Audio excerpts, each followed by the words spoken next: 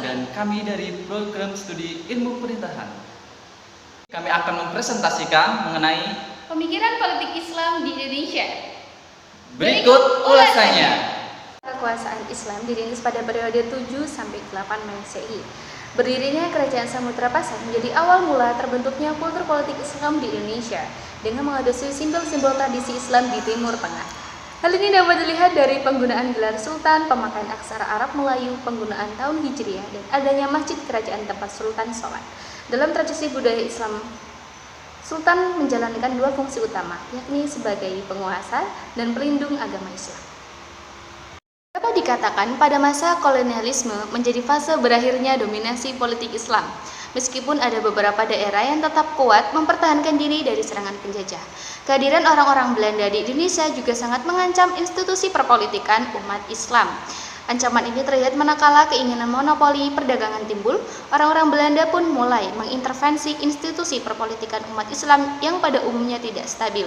Beberapa gerakan politik dalam rangka mengusir Belanda dan Nusantara yang dipelopori oleh para ulama, diantaranya yang termasyhur adalah Perang Padri, Perang Diponegoro, dan Perang Banjarmasin. Pasti muncul kesadaran dari umat Islam untuk mengubah bentuk perlawanan terhadap Belanda yang selama ini dilakukan dengan konfrontasi fisik. Dengan munculnya pergerakan dari Kiai Haji Ahmad Dahlan di Jawa dengan gerakan Muhammadiyah dan Kiai Haji Hasyim Asy'ari dengan gerakan Nahdlatul Ulama. Pemikiran politik Islam masa kemerdekaan. Ketika VOC berkuasa di Indonesia, campur tangan kolonial terhadap kerajaan makin meluas, sehingga ulama-ulama kerajaan sebagai penasehat raja tersingkir. Pada abad ke-19, kesultanan atau kerajaan tradisional Islam telah kehilangan kekuasaannya dan menjadi alat pemerintah Hindia Belanda. Terjadi kemerosotan ekonomi akibat adanya eksploitasi oleh VOC. Kemudian masyarakat bergabung dalam suatu gerakan yang terdiri dari ulama, bangsawan untuk melawan penjajah.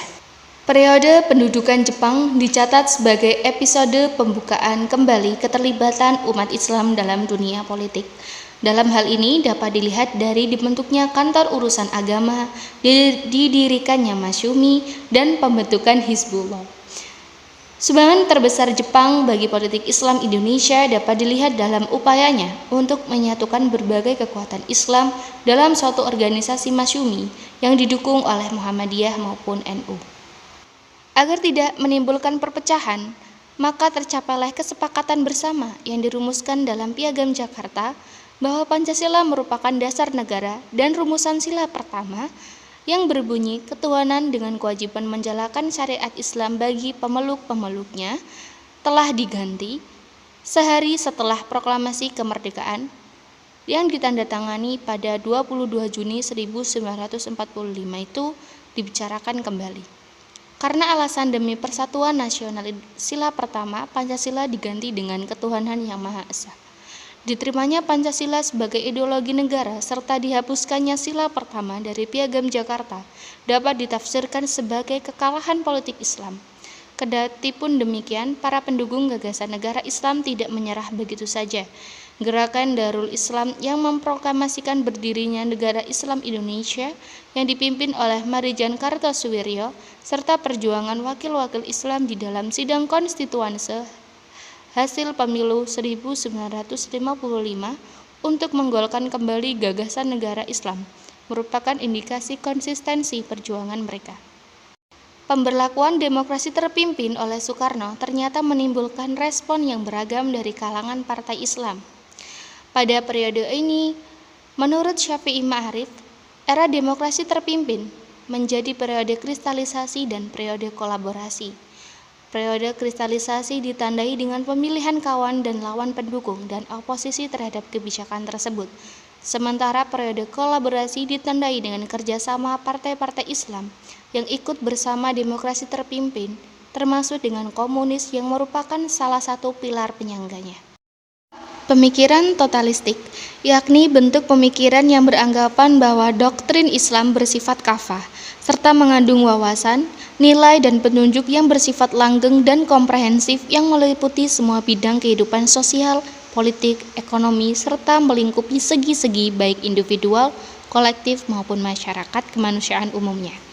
5. Tipe idealistik merupakan suatu pemikiran yang bertolak dari pandangan pentingnya perjuangan umat yang berorientasi pada tahapan menuju Islam cita-cita.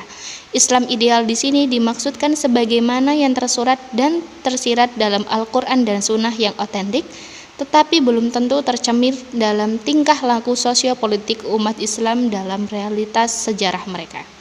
6. Corak realistik, yaitu pemikiran yang berusaha melihat keterkaitan atau melakukan penghadapan antara dimensi substantif dari ajaran maupun doktrin-doktrin agama.